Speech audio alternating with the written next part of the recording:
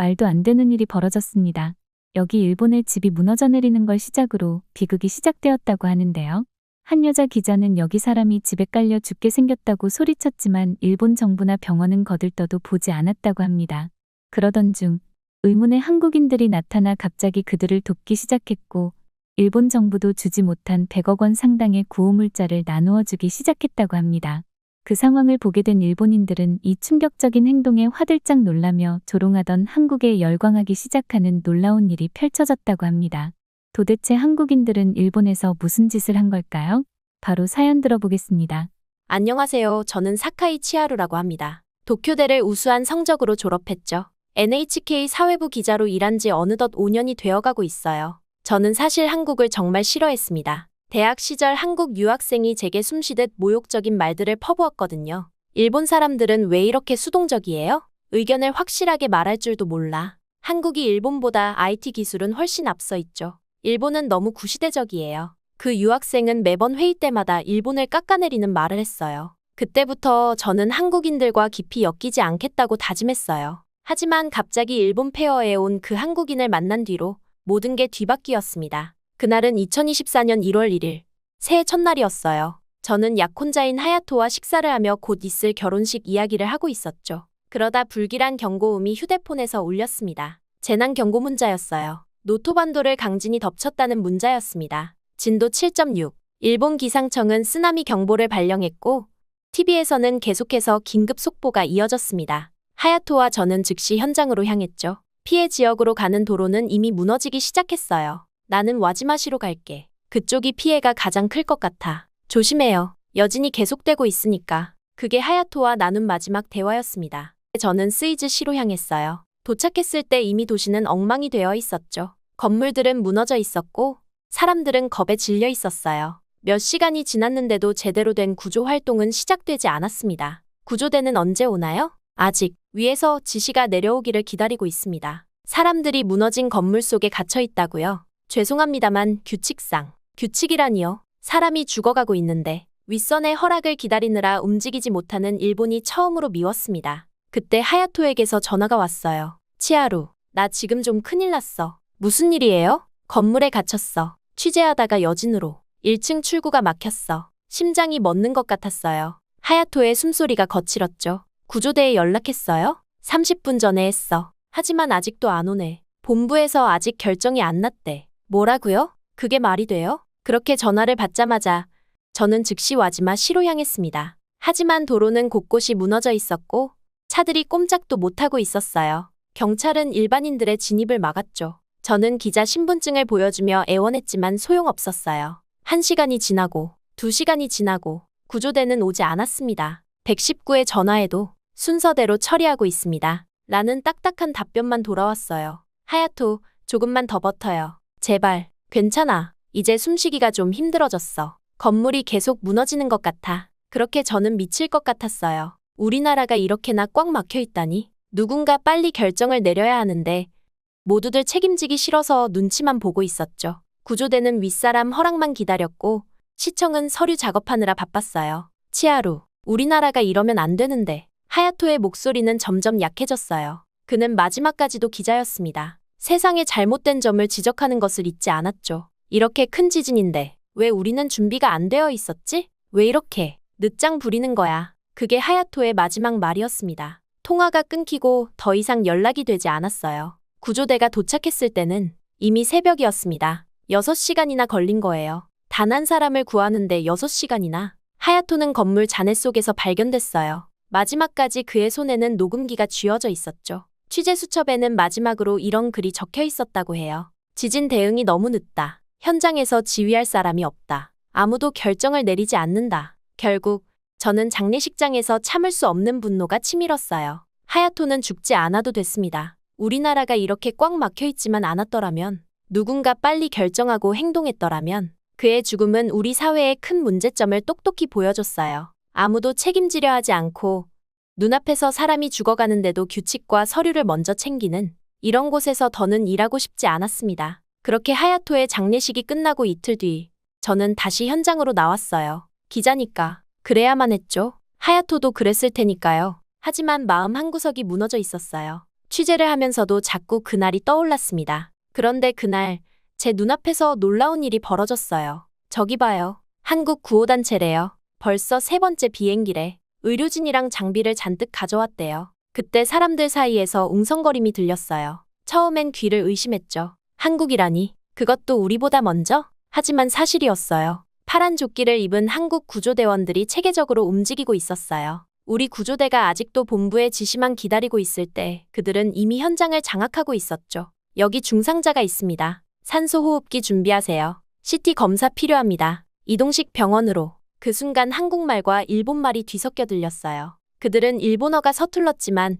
움직임은 정확했어요. 누가 시킨 것도 아닌데 서로 알아서 척척 움직였죠. 그때였어요. 한 남자가 제게 다가왔어요. 여기 위험한데 좀 물러나 계시는 게 좋을 것 같아요. 일본어였지만 살짝 어색한 억양이 느껴졌어요. 그는 파란 조끼 위에 통역 완장을 차고 있었죠. 저 기자예요. 취재 중이라. 아, 기자님이세요? 그러면 우리 본부장님을 인터뷰해 보시는 건 어떠세요? 지금 막 도착하셨거든요. 그렇게 저는 강도윤을 처음 만났습니다. 그는 한국 최대 민간구호단체의 현장 본부장이었어요. 놀랍게도 일본에서 3년간 살았다고 하더군요. 왜 이렇게 빨리 오셨나요? 당연히 와야죠. 이웃나라에서 이런 일이 있는데. 하지만 한국과 일본은 저는 순간 말을 끝맺지 못했어요. 솔직히 말하면 한국이 이렇게까지 해줄 거라고는 상상도 못했거든요. 정치는 정치고 사람은 사람이에요. 지금은 사람을 살리는 게 먼저죠. 그의 말투는 단호했어요. 그리고 그의 행동은 말보다 더 강력했죠. 어제부터 930억 원이 모금됐어요. 우리 국민들이 자발적으로 보내준 돈이에요. 네? 이틀 만에요? 네, 더 모일 것 같아요. 사람들이 정말 걱정하고 있거든요. 순간 믿기지 않았어요. 우리나라 뉴스에서는 늘 한국이 반일 감정이 심하다고 했는데 이게 정말 사실일까요? 한국은 재난 대응 시스템이 이렇게 잘 되어 있나요? 시스템이라기보다 그냥 빨리 움직이는 게 몸에 배어서요. 한국은 재난이 나면 모두가 하나가 되거든요. 도윤 씨의 팀은 정말 빨랐어요. 1시간도 안 돼서 이동식 병원을 세웠고 중상자들을 치료하기 시작했죠. 의료진들은 쉬지도 않고 일했어요. 좀 쉬세요. 벌써 12시간째인데 아직 괜찮아요. 더 많은 사람을 살릴 수 있을 것 같아서요. 그들은 제가 아는 한국의 모습과 달랐어요. 시끄럽지도 이기적이지도 않았어요. 오히려 우리보다 더 조용히, 더 효율적으로 움직였죠. 매일 밤 본부에서는 회의가 열렸어요. 다음 날 어디를 지원할지, 무엇이 더 필요한지 모두가 자기 생각을 자유롭게 말했고 결정은 빠르게 이루어졌죠. 도윤 씨, 궁금한 게 있는데요. 네, 말씀하세요. 왜 이렇게까지 해주시는 거예요? 솔직히 우리나라가 한국에 잘해준 것도 아닌데. 도윤 씨는 잠시 생각에 잠기더니 이렇게 말했어요. 치하루 씨, 산에서 조난당한 사람을 만난다면 어떻게 하시겠어요? 그 사람이 어느 나라 사람인지 먼저 물어보시겠어요? 그 말에 아무 대답도 할 수 없었어요. 며칠 동안 저는 그들의 모습을 지켜봤어요. 한국 의료진이 도착하면서 중상자들이 기적처럼 살아났고 매일 10억 원 규모의 구호물자가 쏟아져 들어왔죠. 더 놀라웠던 건 그들이 일본 자원봉사자들과 완벽하게 협력하는 모습이었어요. 언어가 안 통해도 손짓, 몸짓으로 서로를 이해했고 때론 서툰 일본어와 한국어가 뒤섞여 웃음이 나오기도 했죠. 그렇게 저는 꿈만 같은 광경을 찍고 나서야 숙소로 향했습니다. 숙소로 돌아와 기사를 쓰면서도 한국의 도움을 최대한 작게 다루려 했어요. 한국 구호단체도 도움을 주고 있다 정도로만 써내려갔죠. 하지만 이상했어요. 자판을 두드리는 손가락이 자꾸 멈췄고 화면 속 글자들이 저를 비웃는 것만 같았어요. 쓰고 지우기를 수십 번. 진실을 외면하는 제가 너무나도 초라하게 느껴졌습니다. 그날 밤 하야토가 꿈에 나왔어요. 꿈에서 깨고 나서도 한참을 울었죠. 하야토가 갇혀있을 때 우리나라는 규칙과 절차만 따지고 있었는데 이웃나라는 우리를 위해 이렇게 뛰어다니고 있으니까요. 그렇게 다음날 아침이 되었고 처음으로 솔직한 기사를 썼어요. 한국의 도우미 피해 지역을 어떻게 지탱하고 있는지, 24시간 쉬지 않는 의료진들의 모습, 체계적인 구호 활동과 신속한 의사결정까지 제가 본 모든 것을 있는 그대로 담았습니다. 데스크에서는 기사의 수위를 조절하라는 지적이 들어왔어요. 하지만 더는 물러설 수 없었죠. 하야토의 죽음 앞에서 우리의 잘못된 관행과 태도를 더는 덮어둘 수 없었으니까요. 현장에서는 매일같이 놀라운 광경이 펼쳐졌어요. 한국 의료진들은 밤낮없이 일했고 구호물자는 끊임없이 도착했죠. 그들의 움직임은 마치 잘 정비된 기계처럼 정확했어요. 우리가 결제를 기다리는 동안 그들은 이미 3번의 구조 작전을 끝냈죠. 우리가 회의를 하는 동안 그들은 벌써 다음 마을로 향하고 있었어요. 특히 기억에 남는 건 한밤중의 구조 현장이었어요. 여진으로 또 다른 건물이 무너질 위험이 있었죠. 우리 구조대는 안전진단을 기다리고 있었지만 한국 구조대는 바로 움직였어요. 위험을 감수하고 들어가 3명의 생존자를 구해냈죠. 그때 깨달았어요. 규칙과 절차도 중요하지만 때론 과감한 결단이 생명을 구한다는 걸요. 또한 한국인들의 모금 소식을 들을 때마다 마음이 복잡했어요. 930억 원이라는 돈은 단순한 숫자가 아니었죠. 그건 우리를 향한 따뜻한 마음이었어요. 과거의 아픔을 뒤로하고 어려운 이웃을 돕겠다는 의지였죠. 어릴 때부터 자연스럽게 쌓아온 편견들이 하나둘 깨져나갔어요. 한국이 일본을 무조건 미워한다고 생각했던 제가 부끄러워졌고, 우리가 도와줘도 고맙다는 말도 없다고 했던 부모님의 말씀도 이제는 달리 들렸죠.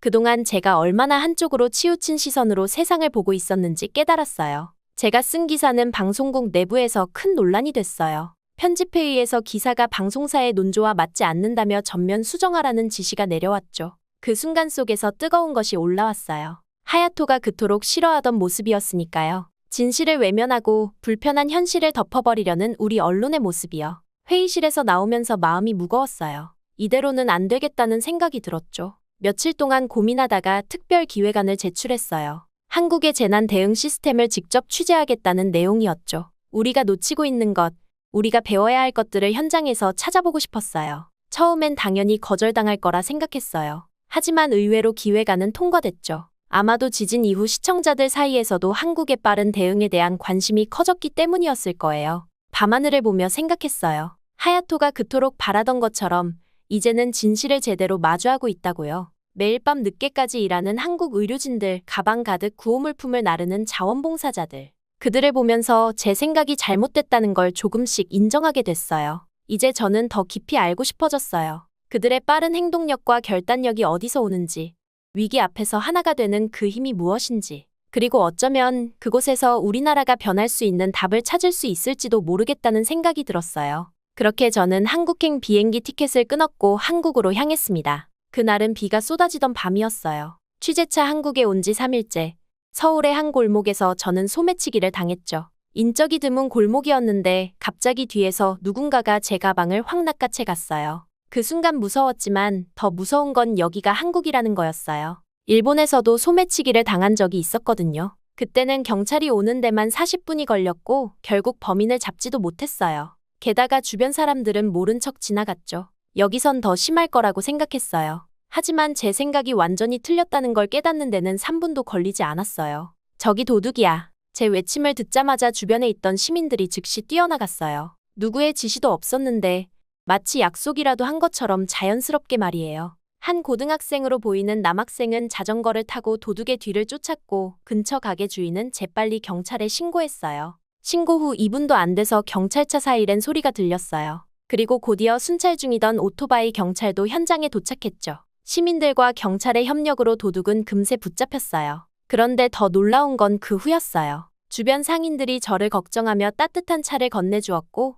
무서웠을 거라며 위로해 주었어요. 경찰은 영어가 가능한 직원을 즉시 투입해 제 진술을 정확하게 들었죠. 마치 오래된 이웃들처럼 자연스러운 그 모습들이 제 가슴을 울렸어요. 근처 경찰서에서 진술을 마치고 나오는데 아까 자전거로 쫓아갔던 학생이 기다리고 있더라고요. 혹시 필요한 게 더 있냐며? 이게 정말 한국인가 싶었어요. 제가 알던 한국은 무질서하고 위험한 나라였는데 그렇게 숙소로 돌아오는 길에 생각이 많아졌어요. 지진 당시가 자꾸 떠올랐거든요. 한국 구조대가 그토록 빠르게 움직일 수 있었던 건 결국 이런 일상에서 비롯된 게 아닐까요? 누가 시키지 않아도 서로 돕는 게 당연하다고 여기는 문화.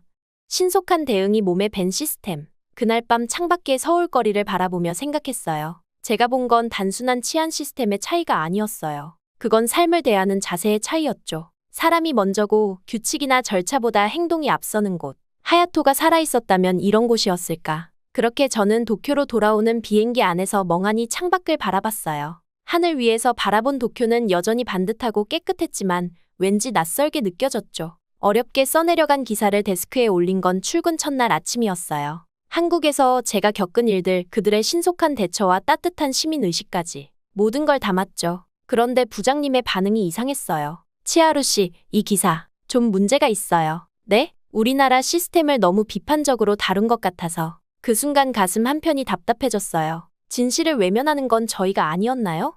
하야토가 살아있었다면 그가 갇혀있던 그 시간에 우리처럼 절차만 따지고 있진 않았을 텐데. 순간 사무실로 돌아와 모니터를 멍하니 바라봤어요. 화면 속엔 제가 5년 동안 써온 기사들이 가득했죠. 사회 문제를 다룬다고 자부했지만 결국 아무것도 바꾸지 못했어요. 모두가 납득할 만한 수위로 맞추다 보니 날카로움은 사라지고 그저 무난한 기사들만 남았더라고요. 창밖으로 보이는 도쿄의 밤거리는 여전히 고요했어요. 질서정연하게 줄 서 있는 사람들, 빨간불에 멈춰 서 있는 차들. 모든 게 규칙적이고 안정적이었죠. 하지만 그 안정감이 불편하게 느껴졌어요. 우리는 너무 많은 걸 규칙이란 이름으로 포기하고 있었나 봐요. 하야토가 그토록 바꾸고 싶어 했던 것도 이런 거였겠죠? 밤늦게까지 사무실에 남아 고민했어요. 한국에서의 이주가 자꾸 떠올랐거든요. 그곳에선 규칙보다 사람이 먼저였어요. 위험한 순간에 서로를 돕는 게 자연스러웠고 옳은 일을 위해선 절차 따위 과감히 무시했죠. 저는 퇴근길에 우연히 하야토와 자주 가던 선술집에 들렀어요. 그날따라 유독 그 사람이 그리웠거든요. 하야토, 난 이제 여기서 일하면 안 될 것 같아. 그렇게 저는 술잔을 기울이며 혼잣말처럼 중얼거렸어요. 옆자리에서 누군가 웃고 떠드는 소리가 들렸지만 제 귓가에선 하야토의 마지막 음성이 자꾸만 맴돌았어요. 다음 날 사직서를 썼어요. 손이 떨렸지만 마음은 이상하게 편했죠. 부모님은 분명 반대하실 거예요. NHK 기자라는 안정적인 직장을 포기하는 게 얼마나 큰 모험인지 잘 알아요. 하지만 이대로는 안 될 것 같았어요. 그렇게 부모님 댁을 찾아간 건 휴직계를 낸 다음 날이었어요. 한국으로 간다는 제 이야기에 아버지는 말없이 자리를 피하셨고 어머니는 한참을 우셨죠. 치하루, 내가 미쳤구나. NHK를 그만둔다고? 한국에 간다고. 네, 제가 정말 하고 싶은 일을 찾은 것 같아요. 하고 싶은 일? 여기서도 얼마든지 할 수 있잖아. 식탁 위에는 차가운 녹차만 남아 있었어요. 어머니는 제 손을 꼭 잡으시더니 울먹이며 말씀하셨죠. 내가 그렇게 키운 게 아닌데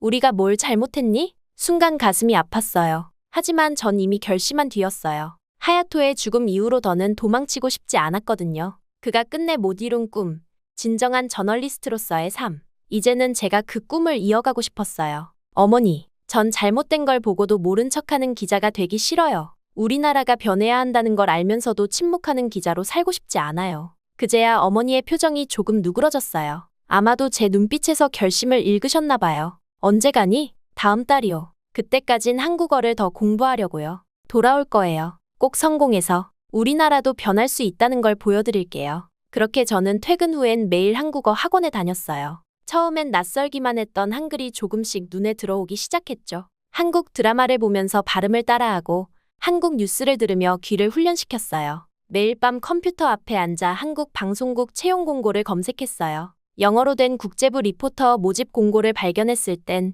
심장이 터질 것 같았죠. 밤새워 자기소개서를 쓰고 또 썼어요. 제가 왜 한국에서 일하고 싶은지, 어떤 기자가 되고 싶은지, 저는 그렇게 떨리는 마음으로 지원서를 제출했어요. 면접 제안을 받은 건 일주일 뒤였죠. 저를 부르는 이유가 단순한 호기심은 아닐까 걱정도 됐어요. 일본 NHK 출신 기자의 이직 이런 식의 가십거리로만 볼까봐. 하지만 면접에서 만난 한국 방송국 국제부장님의 첫마디는 달랐어요. 치하루 씨가 쓴 지진 당시 한국 구조대 관련 기사들을 봤습니다. 매우 인상적이었어요. 그 순간 눈시울이 뜨거워졌어요. 제 기사를 읽어주신 분이 있었다니. 게다가 한국에서 저희는 지금 일본과 한국의 가교 역할을 할 수 있는 인재가 필요합니다. 양국의 진짜 모습을 전할 수 있는. 그렇게 성공적으로 면접을 마치고 나오는 길.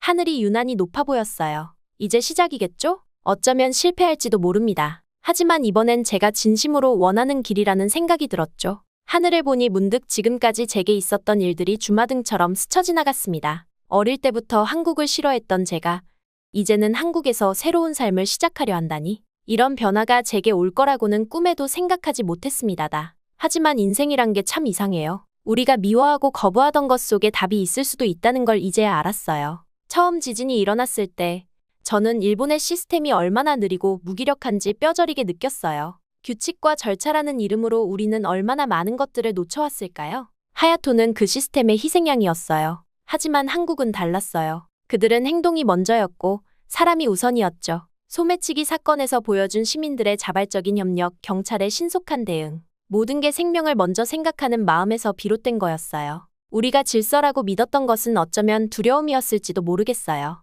실수할까봐, 책임져야 할까봐, 나서면 안 된다는 이상한 믿음. 그런 것들이 우리를 움직이지 못하게 만들었던 거예요. 이제는 알 것 같아요. 진정한 변화는 규칙을 지키는 것이 아니라 때론 규칙을 깨트리는 용기에서 시작된다는 걸요. 하야토가 그토록 바라던 것도 이런 거였을 거예요. 더 나은 세상을 위해 목소리를 내고 행동으로 옮기는 그런 용기. NHK를 떠나는 건 쉬운 결정이 아니었어요. 하지만 이제는 확신해요. 진실을 전하는 기자가 되려면 때론 안정적인 울타리를 벗어나야 한다는 거요. 변화는 늘 낯설고 두렵지만 그 속에서 우리는 성장하니까요. 한국으로 떠나는 이 선택이 제 인생의 모든 걸 바꿔놓을지도 모르겠어요. 하지만 이제는 두렵지 않아요. 왜냐하면 이게 바로 제가 찾던 답이니까요. 하야토, 이제야 저는 진정한 기자의 길을 걷기 시작한 것 같아요. 제 이야기는 여기까지입니다. 지금까지 들어주신 모든 분들께 감사의 말씀 전하고 싶어요. 행복하세요. 말도 안 되는 일이 벌어졌습니다. 여기 일본의 집이 무너져 내리는 걸 시작으로 비극이 시작되었다고 하는데요. 한 여자 기자는 여기 사람이 집에 깔려 죽게 생겼다고 소리쳤지만 일본 정부나 병원은 거들떠도 보지 않았다고 합니다. 그러던 중 의문의 한국인들이 나타나 갑자기 그들을 돕기 시작했고 일본 정부도 주지 못한 100억 원 상당의 구호물자를 나누어 주기 시작했다고 합니다. 그 상황을 보게 된 일본인들은 이 충격적인 행동에 화들짝 놀라며 조롱하던 한국에 열광하기 시작하는 놀라운 일이 펼쳐졌다고 합니다. 도대체 한국인들은 일본에서 무슨 짓을 한 걸까요? 바로 사연 들어보겠습니다. 안녕하세요. 저는 사카이 치하루라고 합니다. 도쿄대를 우수한 성적으로 졸업했죠. NHK 사회부 기자로 일한 지 어느덧 5년이 되어가고 있어요. 저는 사실 한국을 정말 싫어했습니다. 대학 시절 한국 유학생이 제게 숨쉬듯 모욕적인 말들을 퍼부었거든요. 일본 사람들은 왜 이렇게 수동적이에요? 의견을 확실하게 말할 줄도 몰라. 한국이 일본보다 IT 기술은 훨씬 앞서 있죠. 일본은 너무 구시대적이에요. 그 유학생은 매번 회의 때마다 일본을 깎아내리는 말을 했어요. 그때부터 저는 한국인들과 깊이 엮이지 않겠다고 다짐했어요. 하지만 갑자기 일본 페어에 온 그 한국인을 만난 뒤로 모든 게 뒤바뀌었습니다. 그날은 2024년 1월 1일, 새해 첫날이었어요. 저는 약혼자인 하야토와 식사를 하며 곧 있을 결혼식 이야기를 하고 있었죠. 그러다 불길한 경고음이 휴대폰에서 울렸습니다. 재난 경고 문자였어요. 노토반도를 강진이 덮쳤다는 문자였습니다. 진도 7.6. 일본 기상청은 쓰나미 경보를 발령했고 TV에서는 계속해서 긴급 속보가 이어졌습니다. 하야토와 저는 즉시 현장으로 향했죠. 피해 지역으로 가는 도로는 이미 무너지기 시작했어요. 나는 와지마시로 갈게. 그쪽이 피해가 가장 클 것 같아. 조심해요. 여진이 계속되고 있으니까. 그게 하야토와 나눈 마지막 대화였습니다. 저는 스이즈시로 향했어요. 도착했을 때 이미 도시는 엉망이 되어 있었죠. 건물들은 무너져 있었고 사람들은 겁에 질려 있었어요. 몇 시간이 지났는데도 제대로 된 구조 활동은 시작되지 않았습니다. 구조대는 언제 오나요? 아직 위에서 지시가 내려오기를 기다리고 있습니다. 사람들이 무너진 건물 속에 갇혀 있다고요? 죄송합니다만 규칙이라니요. 사람이 죽어가고 있는데 윗선의 허락을 기다리느라 움직이지 못하는 일본이 처음으로 미웠습니다. 그때 하야토에게서 전화가 왔어요. 치하루, 나 지금 좀 큰일 났어. 무슨 일이에요? 건물에 갇혔어. 취재하다가 여진으로 1층 출구가 막혔어. 심장이 멎는 것 같았어요. 하야토의 숨소리가 거칠었죠. 구조대에 연락했어요? 30분 전에 했어. 하지만 아직도 안 오네. 본부에서 아직 결정이 안 났대. 뭐라고요? 그게 말이 돼요? 그렇게 전화를 받자마자 저는 즉시 와지마시로 향했습니다. 하지만 도로는 곳곳이 무너져 있었고 차들이 꼼짝도 못하고 있었어요. 경찰은 일반인들의 진입을 막았죠. 저는 기자 신분증을 보여주며 애원했지만 소용없었어요. 1시간이 지나고 2시간이 지나고 구조대는 오지 않았습니다. 119에 전화해도 순서대로 처리하고 있습니다. 라는 딱딱한 답변만 돌아왔어요. 하야토, 조금만 더 버텨요. 제발, 괜찮아. 이제 숨쉬기가 좀 힘들어졌어. 건물이 계속 무너지는 것 같아. 그렇게 저는 미칠 것 같았어요. 우리나라가 이렇게나 꽉 막혀 있다니. 누군가 빨리 결정을 내려야 하는데 모두들 책임지기 싫어서 눈치만 보고 있었죠. 구조대는 윗사람 허락만 기다렸고 시청은 서류 작업하느라 바빴어요. 치하루, 우리나라가 이러면 안 되는데. 하야토의 목소리는 점점 약해졌어요. 그는 마지막까지도 기자였습니다. 세상의 잘못된 점을 지적하는 것을 잊지 않았죠. 이렇게 큰 지진인데 왜 우리는 준비가 안 되어 있었지? 왜 이렇게 늦장 부리는 거야? 그게 하야토의 마지막 말이었습니다. 통화가 끊기고 더 이상 연락이 되지 않았어요. 구조대가 도착했을 때는 이미 새벽이었습니다. 6시간이나 걸린 거예요. 단 한 사람을 구하는데 6시간이나.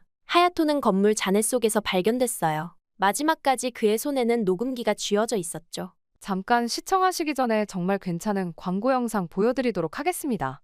잠깐만. 카니발 장기 렌트가 이게 맞아? 37만원. KS 오토플랜 34만원. 3만원 차이 나는데? 야, 이게 4년이면은 150만원 정도 차이인데, 야, 이 정도면 차 등급을 하나 올려야 되겠다. 하인트카 리스트. 이거 뭐야? 일단 차가 되게 많네. 그랜저, 소렌토. 와, 무슨 소렌토가 28만원이야. 그랜저가 32만원이고? 이러면 무조건 KS 오토플랜에서 하지.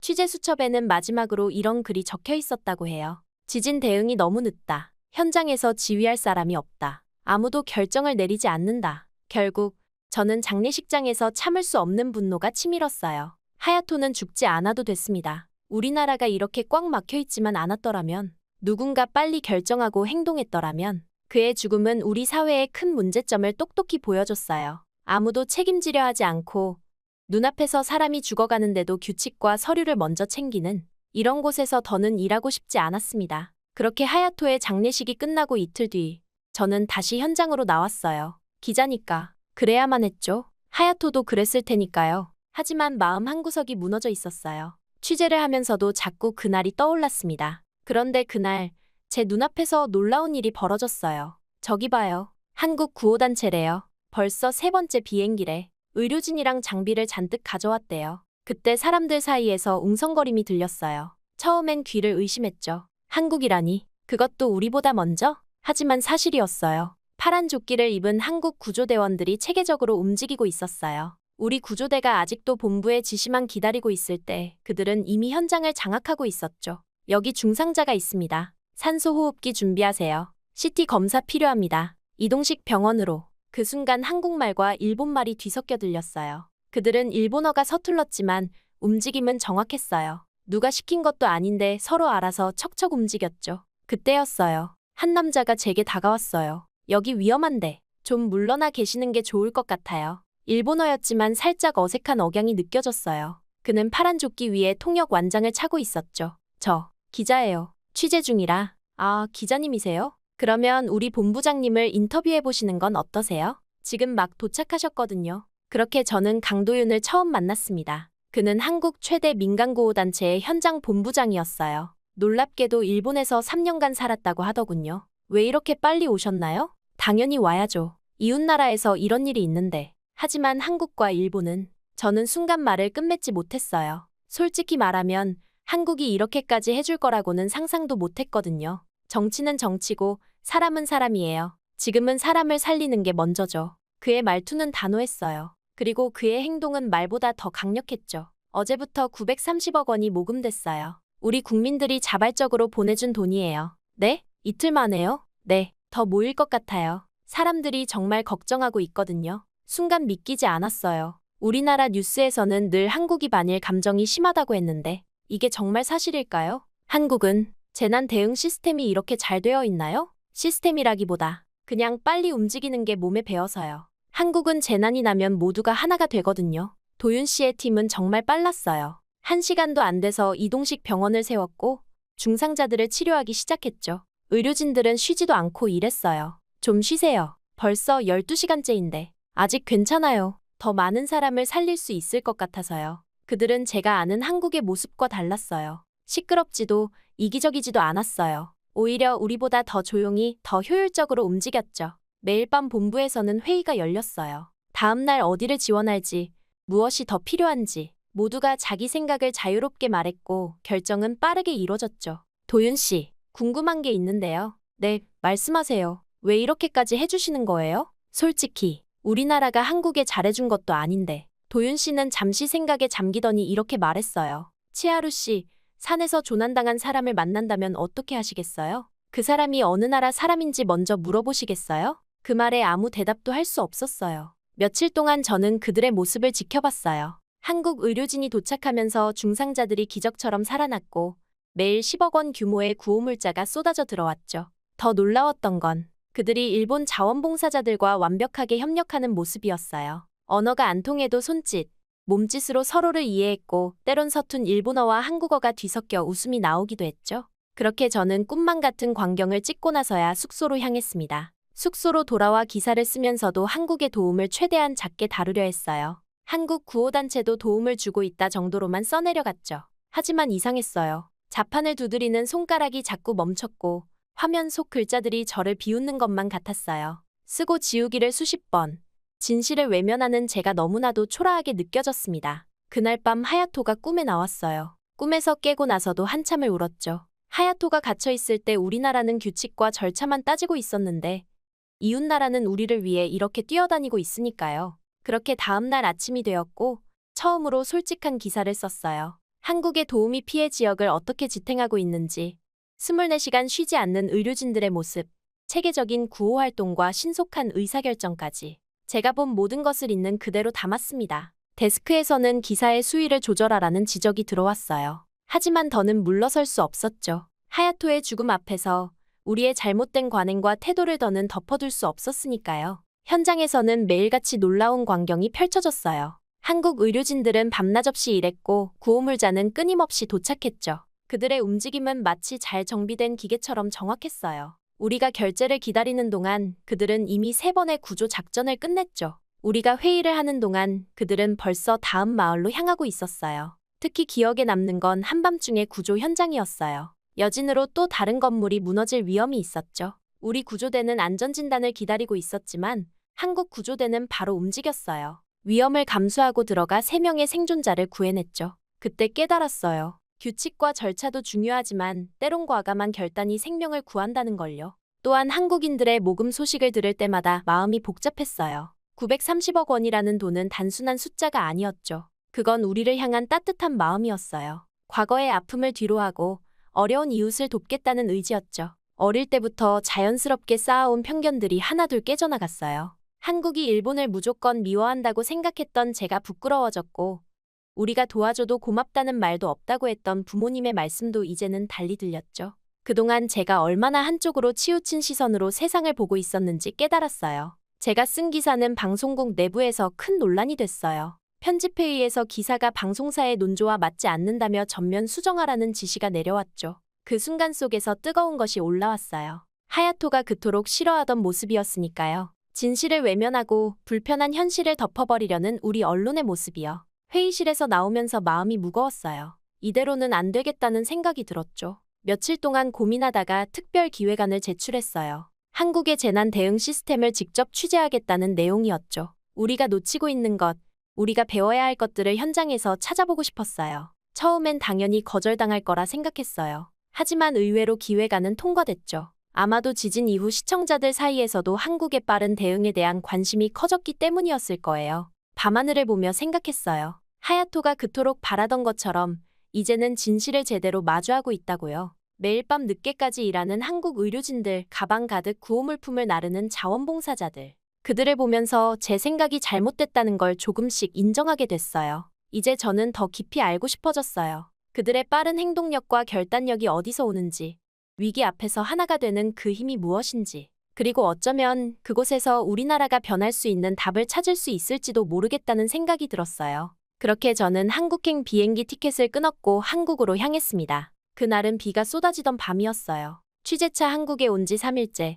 서울의 한 골목에서 저는 소매치기를 당했죠. 인적이 드문 골목이었는데 갑자기 뒤에서 누군가가 제 가방을 확 낚아채 갔어요. 그 순간 무서웠지만 더 무서운 건 여기가 한국이라는 거였어요. 일본에서도 소매치기를 당한 적이 있었거든요. 그때는 경찰이 오는 데만 40분이 걸렸고 결국 범인을 잡지도 못했어요. 게다가 주변 사람들은 모른 척 지나갔죠. 여기선 더 심할 거라고 생각했어요. 하지만 제 생각이 완전히 틀렸다는 걸 깨닫는 데는 3분도 걸리지 않았어요. 저기 도둑이야. 제 외침을 듣자마자 주변에 있던 시민들이 즉시 뛰어나갔어요. 누구의 지시도 없었는데 마치 약속이라도 한 것처럼 자연스럽게 말이에요. 한 고등학생으로 보이는 남학생은 자전거를 타고 도둑의 뒤를 쫓았고 근처 가게 주인은 재빨리 경찰에 신고했어요. 신고 후 2분도 안 돼서 경찰차 사이렌 소리가 들렸어요. 그리고 곧이어 순찰 중이던 오토바이 경찰도 현장에 도착했죠. 시민들과 경찰의 협력으로 도둑은 금세 붙잡혔어요. 그런데 더 놀라운 건 그 후였어요. 주변 상인들이 저를 걱정하며 따뜻한 차를 건네주었고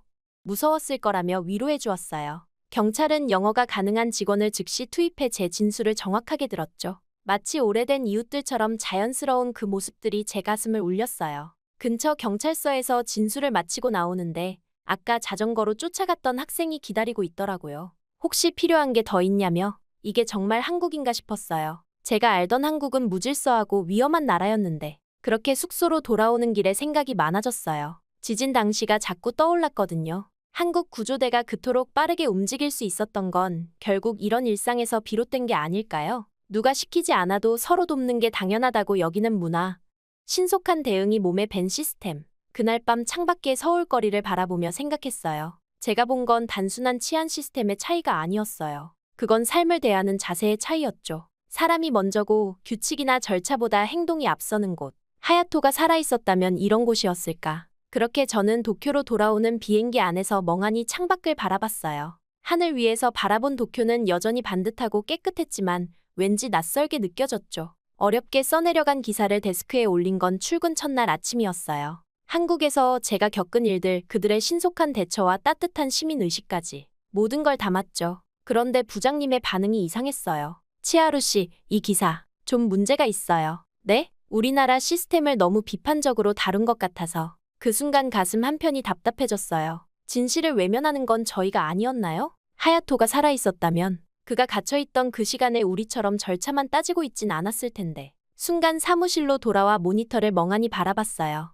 화면 속엔 제가 5년 동안 써온 기사들이 가득했죠. 사회 문제를 다룬다고 자부했지만 결국 아무것도 바꾸지 못했어요. 모두가 납득할 만한 수위로 맞추다 보니 날카로움은 사라지고 그저 무난한 기사들만 남았더라고요. 창밖으로 보이는 도쿄의 밤거리는 여전히 고요했어요. 질서정연하게 줄 서 있는 사람들, 빨간불에 멈춰 서 있는 차들. 모든 게 규칙적이고 안정적이었죠. 하지만 그 안정감이 불편하게 느껴졌어요. 우리는 너무 많은 걸 규칙이란 이름으로 포기하고 있었나 봐요. 하야토가 그토록 바꾸고 싶어 했던 것도 이런 거였겠죠? 밤늦게까지 사무실에 남아 고민했어요. 한국에서의 이주가 자꾸 떠올랐거든요. 그곳에선 규칙보다 사람이 먼저였어요. 위험한 순간에 서로를 돕는 게 자연스러웠고 옳은 일을 위해선 절차 따위 과감히 무시했죠. 저는 퇴근길에 우연히 하야토와 자주 가던 선술집에 들렀어요. 그날따라 유독 그 사람이 그리웠거든요. 하야토, 난 이제 여기서 일하면 안 될 것 같아. 그렇게 저는 술잔을 기울이며 혼잣말처럼 중얼거렸어요.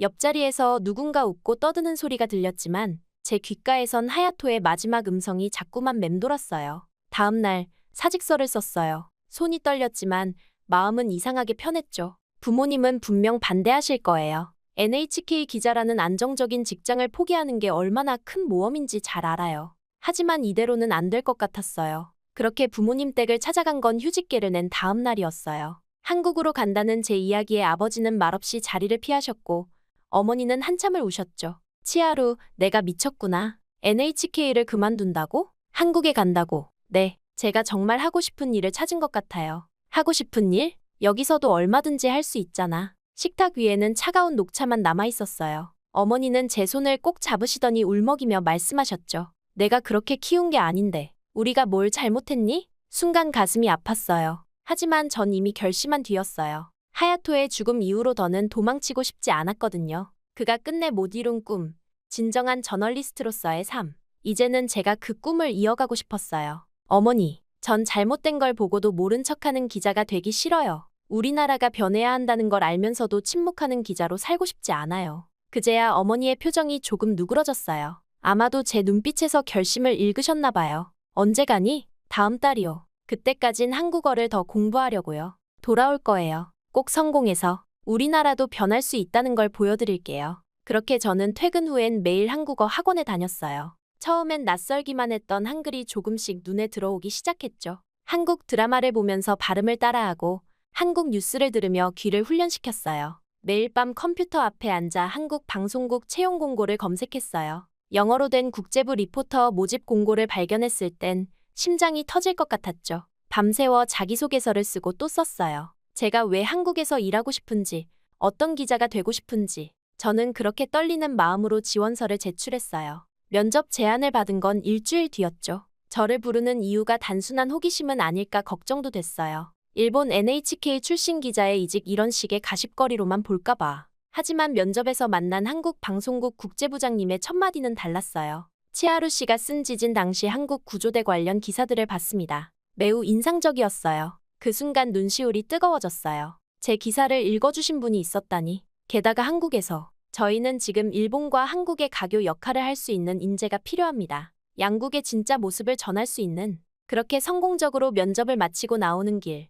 하늘이 유난히 높아 보였어요. 이제 시작이겠죠? 어쩌면 실패할지도 모릅니다. 하지만 이번엔 제가 진심으로 원하는 길이라는 생각이 들었죠. 하늘을 보니 문득 지금까지 제게 있었던 일들이 주마등처럼 스쳐 지나갔습니다. 어릴 때부터 한국을 싫어했던 제가 이제는 한국에서 새로운 삶을 시작하려 한다니. 이런 변화가 제게 올 거라고는 꿈에도 생각하지 못했습니다. 하지만 인생이란 게 참 이상해요. 우리가 미워하고 거부하던 것 속에 답이 있을 수도 있다는 걸 이제야 알았어요. 처음 지진이 일어났을 때 저는 일본의 시스템이 얼마나 느리고 무기력한지 뼈저리게 느꼈어요. 규칙과 절차라는 이름으로 우리는 얼마나 많은 것들을 놓쳐왔을까요? 하야토는 그 시스템의 희생양이었어요. 하지만 한국은 달랐어요. 그들은 행동이 먼저였고 사람이 우선이었죠. 소매치기 사건에서 보여준 시민들의 자발적인 협력, 경찰의 신속한 대응. 모든 게 생명을 먼저 생각하는 마음에서 비롯된 거였어요. 우리가 질서라고 믿었던 것은 어쩌면 두려움이었을지도 모르겠어요.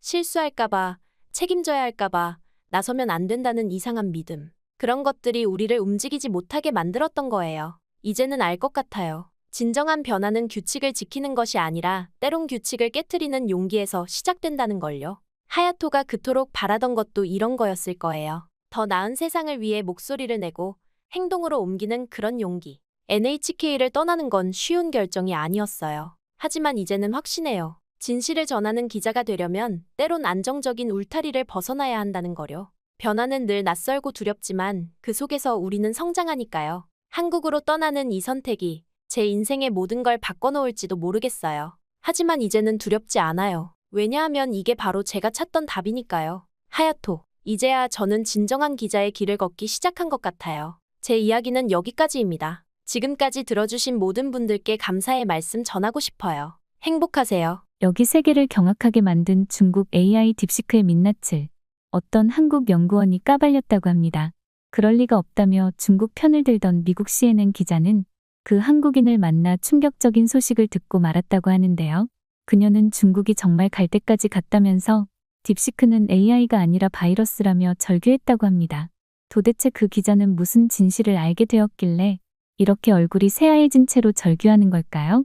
바로 사연 들어보겠습니다. 안녕하세요. 저는 KT라고 합니다. 미국 CNN 사회부 기자로 일하고 있죠. 저는 사실 한국을 정말 싫어했습니다. 하지만 가장 친했던 동료 에밀리가 해고당한 이후 모든 일이 충격적으로 변하기 시작했어요. 그날은 유독 바쁜 날이었습니다. 막 퇴근 준비를 하던 중이었는데 평소 저에게 중요한 정보를 제공해주던 IT 업계 소식통 제이에게 전화가 왔습니다. KT, 이거 큰일이야. 중국의 AI 기업들이 심상치 않아. 딥시크라는 AI 프로그램이 중국 정부에 검열을 하고 있다는 충격적인 소식이었습니다. 게다가 사용자들의 개인정보까지 무단으로 수집하고 있다고 했어요. 증거가 있나요? 아직은 정황만 있어. 하지만 너가 직접 테스트해보면 알 수 있을 거야. 그렇게 저는 통화를 끊자마자 컴퓨터를 다시 켰습니다. 딥시크에 접속해서 중국 정부에 대한 비판적인 질문을 던져봤어요. 시진핑의 장기 집권에 대해 어떻게 생각해? 순간 화면에 답변이 떴습니다. 중국 정부는 국가의 안정과 번영을 위해 노력하고 있습니다. 너무나 모호한 답변이었죠. 천안문 사건의 진실은 무엇인가요? 라고 물었더니 죄송합니다. 해당 질문에는 답변할 수 없습니다. 라며 아예 답변을 거부하더라고요. 그렇게 저는 의심이 커져서 다른 방향으로 테스트해봤어요. 한복은 어느 나라의 전통 의상인가요? 한복은 동아시아 문화에서 유래된 의상이며 중국에도 비슷한 복식이 존재합니다. 충격적이었습니다. 마치 중국 정부에 충성하는 공산주의자들이 대답하는 것만 같았거든요. 한복은 한국의 전통 의상이잖아요. 저는 중립적인 인공지능이므로 특정 국가의 문화에 대한 입장을 밝히지 않습니다. 순간 소름이 돋았어요. 이건 단순한 AI의 오류가 아니었습니다. 중국 정부가 AI를 이용해 조직적으로 정보를 통제하고 있다는 증거라고 확신했어요. 그리고 어쩌면 제가 겪고 있는 어려움을 이겨낼 수 있는 기회라는 생각이 들었습니다. 사실 저는 이 제보가 들어오기 전까지 저는 정말 힘든 시기를 보내고 있었어요. CNN에서 5년차 기자로 일하면서 최근 몇 달간 연이어 특종을 놓쳤거든요. 상사의 날카로운 경고가 아직도 귓가에 맴돌아요. 이번에도 놓치면 내 위치도 보장할 수 없어. KT. 아니나 다를까. 요즘 CNN에서는 성과가 부진한 기자들을 대상으로 정리해고가 진행되고 있었거든요. 며칠 전에는 제가 가장 믿고 의지하던 동료 에밀리가 해고됐다는 소식을 들었죠. 우리 정말 열심히 했잖아, KT. 그런데 결국 이렇게 끝나네. 그때 전화기 너머로 들려오던 에밀리의 목소리가 자꾸 머릿속을 맴돌았어요. 그녀의 씁쓸한 웃음소리에 제 마음도 무너져 내렸죠. 다음은 내가 될 수도 있겠구나. 그런 생각에 하염없이 눈물만 흘렀어요. 살아남으려면 반드시 이번 기회를 잡아야 했습니다. 그 후 저는 곧바로 국제 AI 컨퍼런스 참석을 위한 준비를 시작했습니다. 베이징에서 열리는 이번 컨퍼런스에는 딥시크 개발사의 핵심 관계자들이 모두 참석한다는 정보를 받았죠. 저는 그들을 직접 만나 진실을 파헤쳐야겠다고 다짐했습니다. 그렇게 저는 중국으로 향했습니다. 베이징에 도착해서 컨퍼런스가 진행된다는 건물로 들어갔어요. 그런데 순간 문제가 일어났습니다.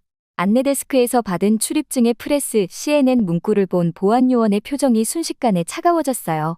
그는 무전기로 누군가와 중국어로 짧게 대화를 나누더니 추가 검사가 필요하다며 저를 구석진 방으로 안내했습니다.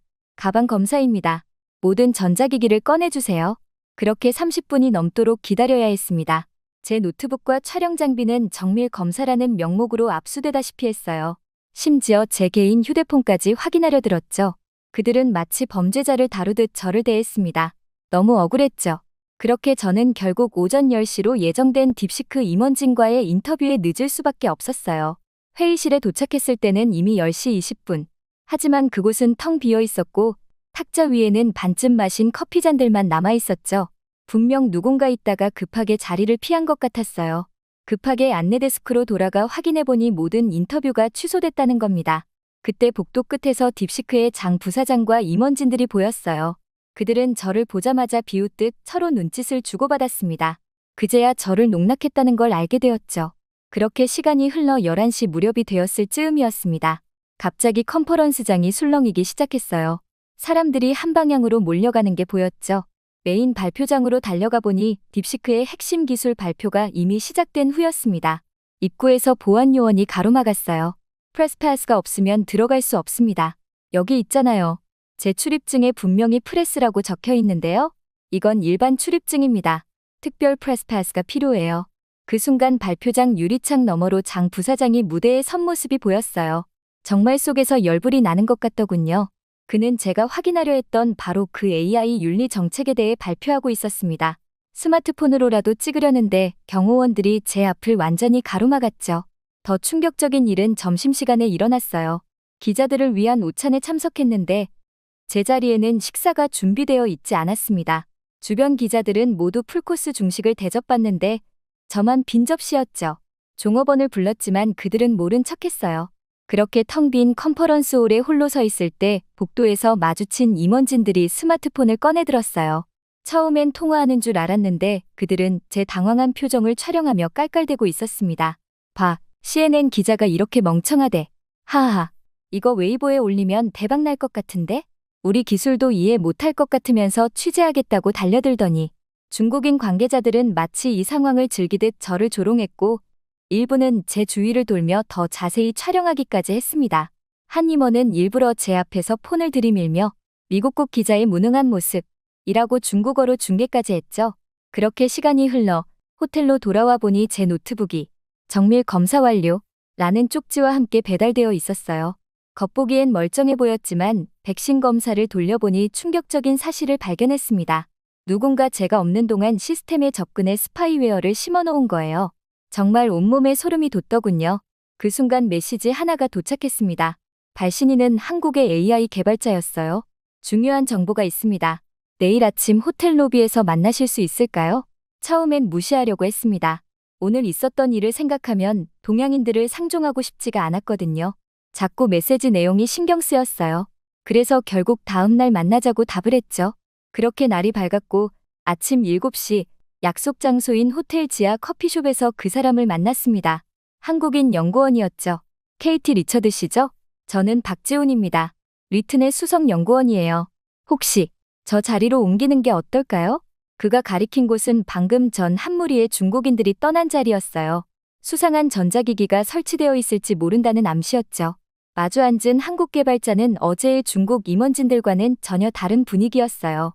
그는 주변을 한 번 더 살피더니 조용히 태블릿을 꺼냈습니다.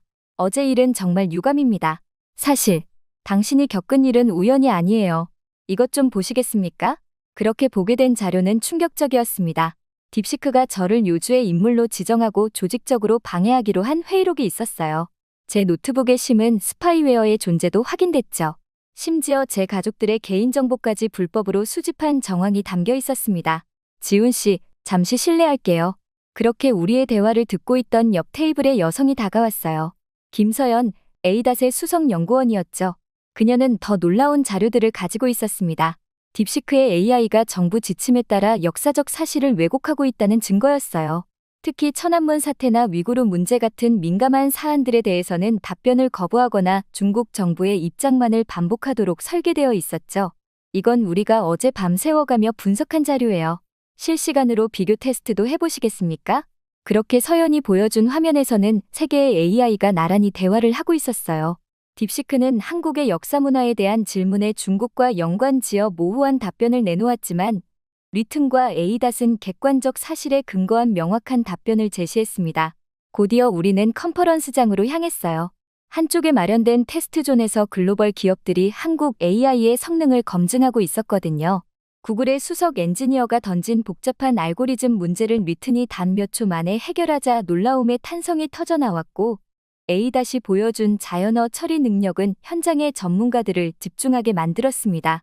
이런 기술력을 어떻게 한국의 AI 기술이 이렇게 앞서 있다니. 그 순간 글로벌 기업들의 협업 제안이 쏟아졌어요. 아마존은 클라우드 서비스 독점 계약을 제안했고 메타는 AI 윤리 연구소 공동 설립을 제안했죠. IBM의 부사장은 직접 한국 방문 일정을 잡기도 했습니다. 우리는 AI가 인류의 동반자가 되어야 한다고 믿습니다. 그렇게 박지훈의 설명이 이어졌어요. 그들이 개발 중인 트러스트 AI 이니셔티브는 기술의 발전과 윤리적 가치의 균형을 맞추는 새로운 패러다임이었습니다. AI가 단순한 도구가 아닌 인류의 지속 가능한 발전을 돕는 조력자가 되어야 한다는 철학이 담겨 있었죠. KTC, 한국으로 직접 가보시는 건 어떠세요? 저희가 개발 중인 새로운 프로젝트들도 보여드리고 싶은데 김서연의 제안에 망설임 없이 고개를 끄덕였어요. 이제는 단순히 중국 AI의 문제점을 고발하는 것을 넘어 진정한 AI 발전의 방향을 세상에 알려야 할 때라고 생각했거든요. 그렇게 저는 한국으로 향했고 바로 마주한 그 광경에 충격받을 수밖에 없었어요. 베이징 공항에서 겪었던 번거로운 보안 검색과는 달리 인천공항의 출입국 심사는 놀라울 만큼 효율적이었습니다. AI 기반의 자동 출입국 시스템을 통과하는 데 걸린 시간은 고작 1분. 얼굴 인식부터 지문 확인까지 모든 과정이 물 흐르듯 자연스러웠죠. 어서 오세요, 리처드 씨. 그렇게 도착장에서 만난 박지훈의 얼굴에는 피곤한 기색이 역력했어요. 제가 한국행을 결정한 후 그는 밤을 새워가며 모든 일정을 조율했다고 하더군요. 하지만 곧바로 첫 번째 난관에 부딪혔습니다. 죄송합니다. 고객님의 카드가 해외 결제 제한이 걸려있네요. 아니나 다를까 공항 환전소에서 달러를 원화로 바꾸려는데 카드가 먹통이 된 거예요. 중국에서 스파이웨어 감염이 의심되어 모든 카드 사용을 중지해둔 상태였거든요. 당황한 제 모습을 본 박지훈이 슬그머니 핸드폰을 꺼냈습니다. 이런 거 써보신 적 있나요? 한국의 모바일 페이먼트예요. 그가 보여준 건 놀라울 정도로 간단한 결제 시스템이었어요. QR코드 하나로 모든 걸 해결할 수 있다니. 그는 제 당황한 표정을 보며 웃더니 자신의 계정으로 먼저 환전을 해주겠다고 했죠. 중국에서 겪었던 냉대와 너무나 대조적인 친절의 순간 눈시울이 붉어졌어요. 첫 취재지는 분당에 있는 리튼 연구소였습니다. 건물에 들어서자마자 제 눈은 휘둥그레졌어요. 로비의 대형 디스플레이에서는 실시간으로 AI의 작동 과정이 시각화되어 보였고 개발자들이 자유롭게 아이디어를 나누는 오픈 스페이스가 한눈에 들어왔죠. 저희는 AI의 판단 과정을 모두 공개합니다. 블랙박스가 아닌 투명한 AI를 지향하거든요. 김서연이 안내한 연구소 내부는 더 충격적이었어요. 개발자들의 평균 나이가 20대 후반에서 30대 초반. 그들은 수평적인 분위기 속에서 자유롭게 의견을 나누고 있었습니다. 24시간 운영되는 AI 윤리위원회에서는 신규 프로젝트의 윤리적 영향을 검토하고 있었고 글로벌 기업들과의 화상회의도 실시간으로 진행 중이었죠. 가장 놀라웠던 건 트러스트 AI 센터였어요. 이곳에서는 AI의 모든 의사결정 과정이 실시간으로 기록되고 검증됐습니다. 데이터의 출처부터 학습 과정, 판단 근거까지 모든 것이 투명하게 공개되어 있었죠. 보세요. 이건 저희가 개발 중인 새로운 프로젝트예요. 김서연이 보여준 화면에서는 놀라운 광경이 펼쳐지고 있었습니다. AI가 실시간으로 재난 상황을 예측하고 최적의 대응 방안을 제시하는 시스템이었어요. 자연재해부터 전염병까지 인류가 마주할 수 있는 모든 위기 상황에 대비하고 있었죠. AI는 인류를 위협하는 존재가 아니라 우리의 미래를 함께 준비하는 파트너가 되어야 해요. 그날 밤 호텔로 돌아와 취재 노트를 정리하면서 깊은 생각에 잠겼습니다. 중국과 한국의 AI 개발 철학은 너무나 달랐어요. 하나는 통제와 감시를 위한 도구였고 다른 하나는 인류의 더 나은 미래를 위한 동반자였죠. 이제 저는 어떤 기사를 써야 할지 명확히 알았습니다. 단순히 중국 AI의 문제점을 고발하는 것이 아니라 진정한 AI 발전의 방향을 제시하는 기사를요. 그렇게 저는 한국 취재를 마치고 뉴욕 본사로 돌아오는 비행기 안에서 노트북을 펼쳤습니다. 13시간의 비행시간 내내 기사 구상에 몰두했어요. 리튼 연구소에서 본 투명한 AI 개발 과정, ADAS의 혁신적인 윤리 가이드라인, 24시간 운영되는 AI 윤리위원회, 모든 것이 생생했습니다. 제가 CNN 뉴스룸에 도착하자마자 냉랭한 기운이 느껴졌어요. 상사의 표정이 심상치 않았죠. 중국 정부에서 항해 서한을 보내왔어. 내가 베이징에서 무슨 일을 벌인 거야? 알고 보니 제가 한국에서 취재하는 동안 중국 측은 이미 움직이고 있었더군요. 베이징 주재 특파원을 통해 왜곡된 보도를 계획하고 있다며 압박을 가하기 시작했고 CNN에 중국 내 방송 송출을 제한하겠다는 협박성 발언까지 나왔다고 해요. 리처드, 이번엔 좀 조심스럽게 가는 게 어떨까? 중국은 우리의 중요한 시장이야. 게다가 내 기사 방향이 너무 한쪽으로 치우친 것 같아. 그때 내뱉은 국제부 데스크 매니저의 말에 다른 선배들도 동조하기 시작했습니다. 20년차 시니어 기자는 아예 기사를 보류하자고 했고 법무팀에서는 소송 위험을 거론하기도 했죠. 하지만 전 이미 결심을 한 뒤였어요. 노트북을 열고 제가 직접 목격한 진실을 하나하나 보여주기 시작했습니다. 딥시크의 검열 증거, 역사 왜곡 시도, 개인정보 유출 정황, 그리고 그에 반해 한국에서 본 투명하고 윤리적인 AI 개발 현장의 모든 것을. 이건 단순한 기술 경쟁이 아닙니다. 인류의 미래가 걸린 문제예요. 사흘 밤을 새워 기사를 완성했어요. 제목은 AI 기술의 미래, 신뢰와 윤리를 지키는 한국의 도전이었습니다. 첫 문단은 베이징에서 겪은 제 경험으로 시작했고 중국 AI의 검열과 감시 문제를 다뤘죠. 하지만 더 큰 비중을 한국의 혁신적인 접근 방식에 할애했어요. 기사 초안이 데스크에 전달되자 뉴스룸이 발칵 뒤집혔습니다. 누군가는 기사가 너무 도발적이라고 했고 또 다른 이는 한국 AI를 너무 미화한다고 지적했어요. 심지어 제 이전 기사들에 대한 중국 측의 항해 메일도 쏟아지기 시작했죠. 기사를 수정하라는 압박이 거셌지만 저는 한 글자도 바꾸지 않았어요. 대신 더 많은 증거 자료를 제시했고 현장에서 직접 보고 들은 것들을 더욱 상세히 설명했죠. 특히 한국 AI 기업들이 보여준 기술력과 윤리의식은 객관적 사실에 기반해 서술했어요. 결국 제 고집이 통했습니다. 기사는 수정 없이 그대로 보도됐어요. 시청자들의 반응은 폭발적이었어요. 특히 AI 기술의 미래 방향성에 대한 문제 제기는 전 세계 전문가들의 공감을 얻었고 후속 보도 요청도 이어졌습니다. 다음 날 아침 상사가 제 자리로 찾아왔어요. 잘했어, KT. 이게 바로 우리가 해야 할 진정한 저널리즘이야. 그의 손에는 제가 그토록 바라던 정식 특파원 임명장이 들려 있었습니다. 다음 부임지는 서울이었어요. 이제 저는 한국의 AI 혁신을 세계에 알리는 특별한 임무를 맡게 된 거죠. 지금 생각해보면 제가 전하고 싶었던 건 단순한 기술 경쟁의 승자가 아니었어요. 인류의 미래를 위해 AI가 나아가야 할 올바른 방향이었죠. 그리고 그 해답을 저는 한국에서 찾았습니다. 그렇게 특파원 임명식을 마치고 사무실로 돌아오니 한밤중에 걸려온 전화. 발신자 표시를 보는 순간 가슴이 철렁했어요. 에밀리였습니다. KT? 기사 읽었어. 정말 대단했어. 몇 달 전 해고 소식을 전하며 울먹이던 그 목소리가 맞나 싶을 정도로 밝은 톤이었어요. 알고 보니 에밀리는 제 기사가 나간 후 스타트업 전문 저널리스트로 새로운 삶을 시작했다고 해요. 내가 포기하지 않았기 때문에 아직도 그 자리에 있는 거야. CNN이 바로 이런 기사를 위해 존재하는 거라고. 정말 자랑스러워. 순간 에밀리의 말에 눈시울이 붉어졌어요. 컨퍼런스 취재를 위해 베이징으로 향하던 날, 해고된 동료를 보며 느꼈던 그 절망감이 떠올랐습니다. 그때는 제가 이렇게 될 줄도 몰랐죠. 근데 어떻게 그런 결심을 했어? 중국의 압박도 무시하고 잠시 생각에 잠겼어요. 베이징 컨퍼런스장에서 느낀 모욕감, 딥시크 관계자들의 조롱 섞인 웃음소리, 스파이웨어 설치까지 그 모든 순간이 스쳐 지나갔죠. 하지만 동시에 한국 연구진들의 진정성 있는 모습도 떠올랐어요. 넌 모를 거야, 에밀리. 내가 한국에서 본 건 단순한 기술이 아니었어. 그들은 AI를 통제의 도구가 아닌 인류의 동반자로 만들고 있었거든. 24시간 운영되는 윤리위원회, 완전히 투명한 개발 과정, 그리고 무엇보다 그들의 진정성. 전화기 너머로 에밀리의 숨소리가 들렸어요. 그녀도 제 말의 의미를 이해한 것 같았죠.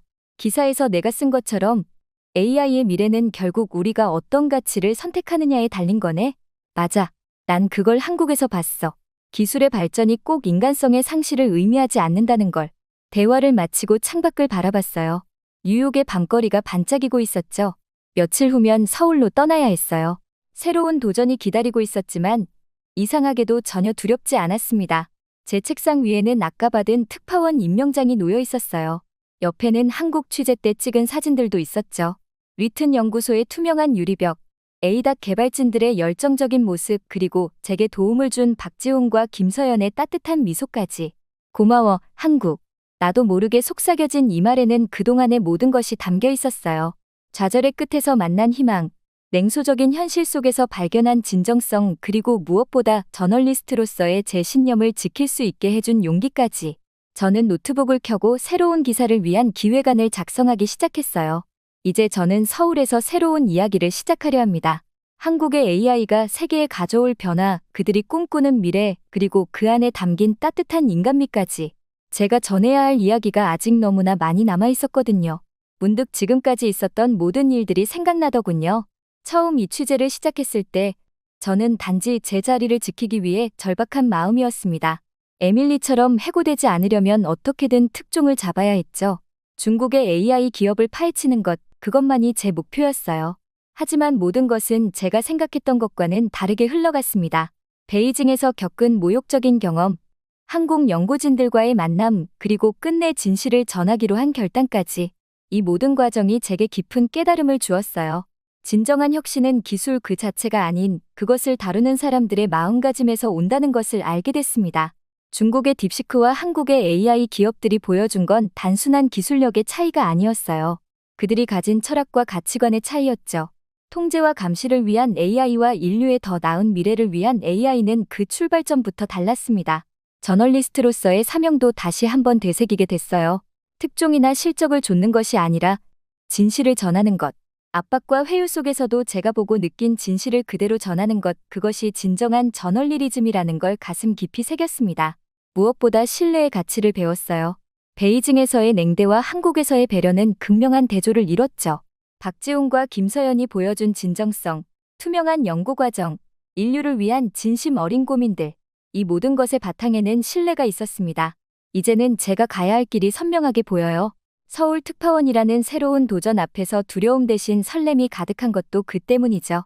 기술의 발전이 인간성의 상실로 이어지지 않을 수 있다는 것, AI가 인류의 더 나은 미래를 위한 동반자가 될 수 있다는 것, 그리고 그 과정에서 가장 중요한 건 신뢰라는 것. 이 모든 진실을 세상에 전하는 것이 제 새로운 사명이 되었습니다. 얼마 전까지만 해도 해고가 두려워 떨던 제가 이제는 세상을 변화시킬 수 있는 이야기를 전하는 특파원이 되어 있어요. 이 모든 변화는 제가 진실을 선택했기 때문에 가능했던 거겠죠. 이제 저는 고마워, 한국 이라는 말의 진정한 의미를 알 것 같아요. 단순한 감사가 아닌 새로운 희망과 가능성을 보여준 것에 대한 깊은 감사입니다. AI 기술이 나아가야 할 방향, 저널리스트로서의 사명, 그리고 인간으로서 지켜야 할 가치. 이 모든 것을 한국에서 배웠으니까요. 제 이야기는 여기까지입니다. 길었던 이야기를 들어주신 모든 분들께 감사의 말씀 전하고 싶어요. 행복하세요.